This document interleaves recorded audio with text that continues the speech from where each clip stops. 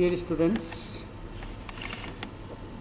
Class BSc second year और thermodynamics का अगला पार्ट ऊष्मागतिकी का प्रथम नियम, ये उस पर लिखा गया ऊष्मा की जगह ऊष्मागतिकी का प्रथम नियम, फर्स्ट लॉ ऑफ थर्मोडायनेमिक्स।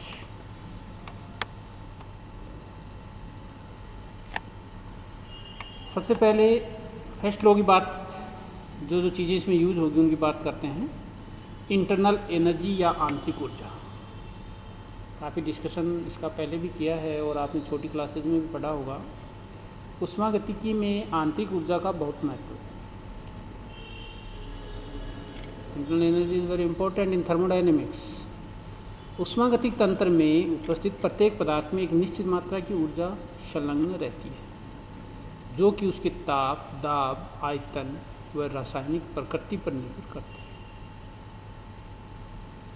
ऊष्मागतिक तंत्र या कोई भी चीज़ हो, किसी भी सिस्टम में कोई भी सिस्टम बना हुआ होता है, उसमें पार्टिकल्स होंगे, एटम होंगे, मॉलिक्यूल होंगे, इलेक्ट्रॉन होंगे, प्रोटॉन होंगे। और जैसे मान लीजिए एटम है तो उसमें अलग अलग कई प्रकार की एनर्जी होती है।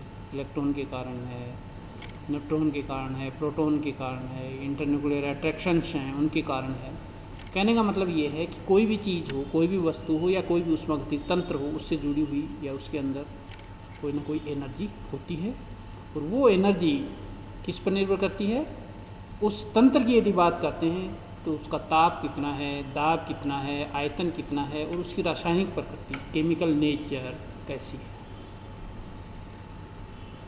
इस ऊर्जा का सही परिमाण, ये परिणाम नहीं है, परिमाण है। परिमाण का मतलब क्वांटिटी।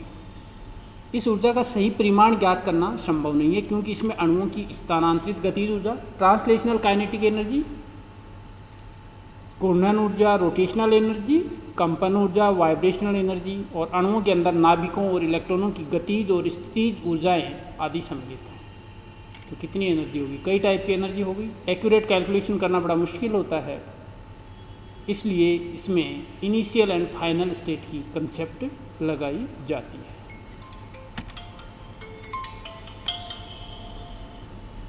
हेलो, हो गया? चलो मैं 5 वीडियो चालू हो रहा है, 5 मिनट में कर रहा हूँ।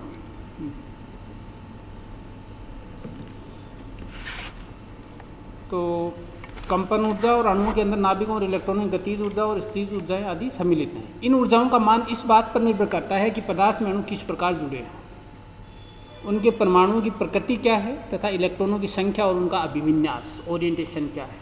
अभिविन्यास का मतलब क्या होता है? हम कहते हैं ना, एक ऑर्बिटल के अंदर जब 2 इलेक्ट्रॉन होते हैं तो वो एंटी पैरेलल स्पिन में रहते हैं। एक की डायरेक्शन क्लॉकवाइज होती है तो दूसरे की anti clockwise. That is orientation. अतः तंत्र में उपस्थित पदार्थों की सभी प्रकार की संभव ऊर्जाओं का योग जो उन पदार्थों के साथ संलग्न है, आंतरिक ऊर्जा कहलाती है। तंत्र में उपस्थित, सिस्टम में उपस्थित पदार्थों की सभी प्रकार की संभव ऊर्जाओं का योग, जितनी भी ऊर्जाएं हो सकती हैं, जिस भी प्रकार की, चाहे कंपन ऊर्जा हो, चाहे घूर्णन ऊर्जा हो, चाहे गतिज ऊर्जा हो, उन सब का जो योग होता है, सम ऑफ होता है, दैट इज इंटरनल एनर्जी या आंतरिक ऊर्जा। इसे U से निरूपित करते हैं। It is represented by U और E। आंतरिक ऊर्जा इंटरनेशनल सिस्टम में U से रिप्रेजेंट किया जाता है। आंतरिक ऊर्जा U आयतन, दाब, ताप आदि की भांति केवल अवस्था से ही निर्धारित की जाती है, जैसा कि हम पहले चर्चा कर चुके हैं। Some functions are state functions, some are path functions. पिछली वीडियो में जैसे मैंने बताया था कि heat and work are path function, और कुछ स्टेट फंक्शन होते हैं जिनके बारे में पहले चर्चा कर चुका हूँ। तो यहाँ पे इंटरनल एनर्जी U आयतन, दाब व ताप आदि की भांति केवल अवस्था से ही निर्धारित की जाती है। इसलिए ये अवस्था फलन, स्टेट फंक्शन या अवस्था परिवर्ती या चर, वेरिएबल्स जो किसी स्टेट को डिटरमाइन करते हैं, इसका ऊष्मागतिकी में कोई महत्व नहीं है कि किसी तंत्र में कितनी आंतरिक ऊर्जा है। यहाँ तो आवश्यकता इस बात की है कि आयतन, ताप, दाब व संगठन परिवर्तित होने पर, अर्थात अवस्था परिवर्तित होने पर ऊर्जा में क्या परिवर्तन होता है। हमें इससे कोई मतलब नहीं है कि उसकी आंतरिक ऊर्जा कितनी है। हमें थर्मोडायनेमिक्स में ये चाहिए कि कोई सिस्टम है वो इनिशियल स्टेट में है, मान लीजिए कोई रिएक्शन अपन ने स्टार्ट की, इनिशियल स्टेट में उसकी कितनी इंटरनल एनर्जी है, इससे हमें कोई मतलब नहीं है। फाइनल और इनिशियल स्टेट में डिफरेंस क्या आ रहा है, अपने को केवल इंटरनल एनर्जी का डिफरेंस डिटरमाइन करना होता है। यह परिवर्तन किस विधि से कितने पदों में हुआ से यहाँ कोई तात्पर्य नहीं है, कोई मीनिंगफुल नहीं है। आंतरिक ऊर्जा U के परम मान एब्सोल्यूट वैल्यू का मापन असंभव है, क्योंकि इसमें कई टाइप की एनर्जी बनती है और वो एनर्जी रिलीज भी होती रहती है, और कई बार वाइब्रेशन कम हो रहे हैं तो कम हो जाएगी, वाइब्रेशन ज़्यादा तो ज़्यादा हो जाएगी। इसी तरीके से रोटेशन पे डिपेंड करता है, ट्रांसलेशन पे डिपेंड करता है। So accurate value can not be determined. हम केवल प्रारंभिक व अंतिम अवस्था में आंतरिक ऊर्जाओं का अंतर ही बता सकते हैं। जैसे प्रारंभिक व अंतिम अवस्था में क्रम से UA तथा UB आंतरिक ऊर्जाएं हैं, तो माना तंत्र की केवल अवस्था पर निर्भर करता है। तो we can say UB final state में internal energy minus UA initial state में इंटरनल एनर्जी। ए को अपन ने इनिशियल स्टेट माना है और बी को फाइनल स्टेट अंतिम अवस्था, तो UB minus UA is equal to delta U। इसलिए डेल्टा U भी तंत्र की प्रारंभिक व अंतिम अवस्थाओं पर निर्भर करता है, न कि परिवर्तन की विधि और समय पर। इसलिए ये एक निश्चित राशि है।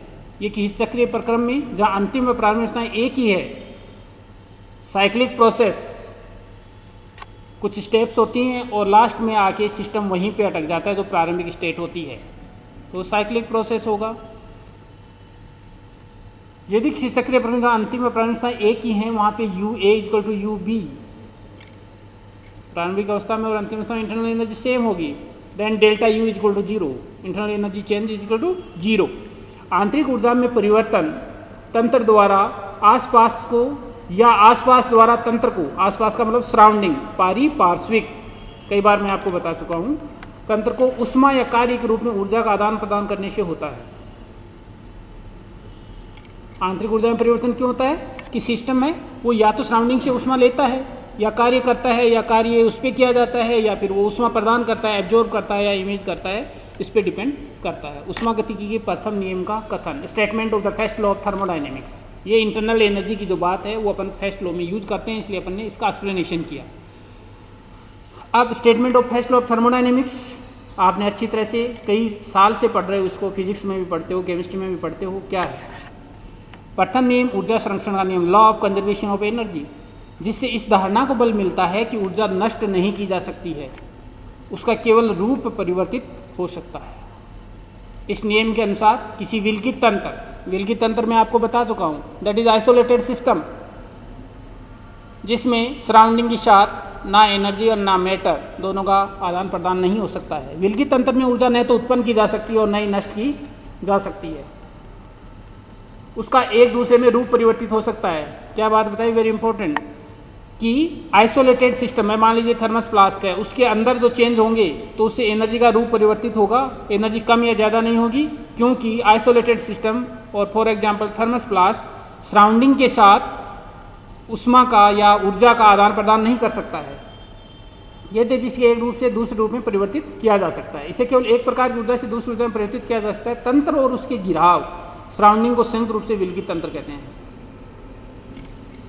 अब यहाँ पे एक नई बात ये बताइए कि सिस्टम और उसके सराउंडिंग को संयुक्त रूप से विलगित तंत्र कहते हैं। यदि हम यूनिवर्स की बात करते हैं, कंप्लीट यूनिवर्स की, then we can say system plus surrounding is isolated system, क्योंकि पूरे यूनिवर्स की जो ऊर्जा है वो निश्चित रहती है। उक्त परिभाषा को दूसरे शब्दों में इस प्रकार भी कह सकते हैं, the above statement can be said, विलगित तंत्र की महत्वपूर्ण ऊर्जा, विलगित तंत्र की संपूर्ण ऊर्जा स्थिर रहती है, कांस्टेंट रहती है, यद्यपि वह एक रूप से दूसरे रूप में परिवर्तित की जा सकती है। तो अपन ऐसे भी कह सकते हैं कि आपको कोई पूछे कि उष्मागतिकी का प्रथम नियम क्या है,